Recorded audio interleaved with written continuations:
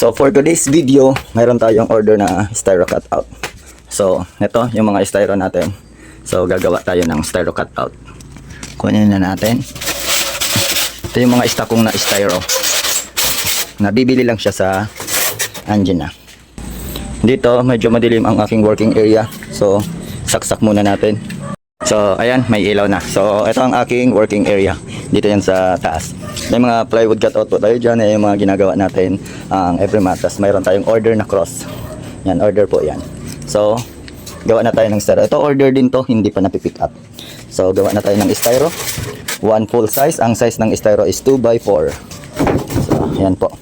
At ang gagawin nating pangalan ay, ayan, hindi ko siya ma-pronounce. Hindi ko alam kung ano ang correct na ano nito. Correct na bigkas. KQ Live Kalide. Ano to? FYN Pharynx Christening. So ayan. So kuha tayo ng pintura. So ang pinturang gagamitin natin ay gold. So ang gold sa Acricolor ay ginagamitan ng Rosena. Yan po ang Rosena. Tapos brush.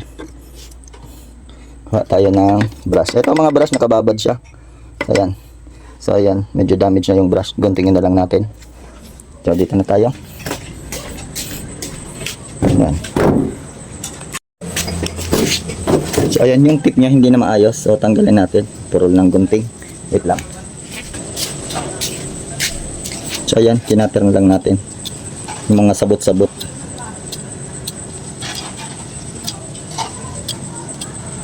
So pwede na yan. So ito, Rosena, parang gold siya. Yan, Acricolor water base. Boysen yung brand, latex color Rosena. Tapos ang gagawin natin, iti-erase muna natin yung name niya.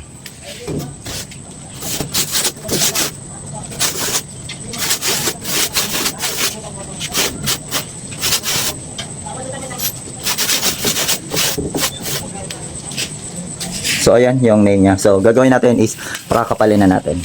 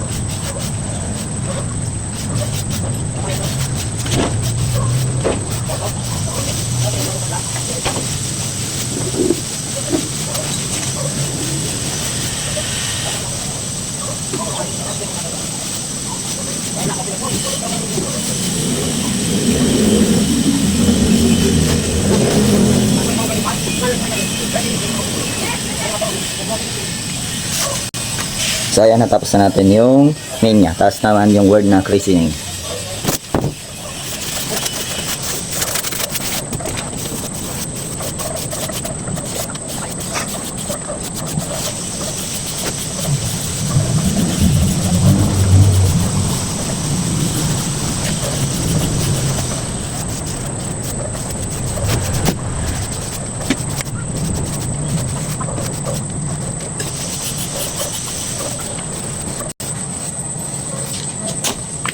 So ayan, tapos na natin yung name tsaka yung christening. So ngayon naman is lalagyan natin siya ng glitters.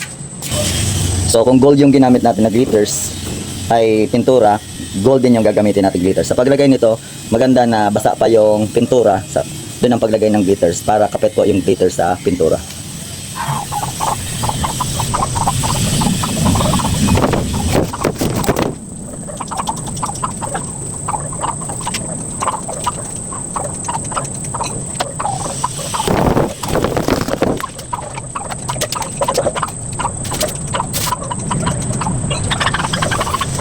So,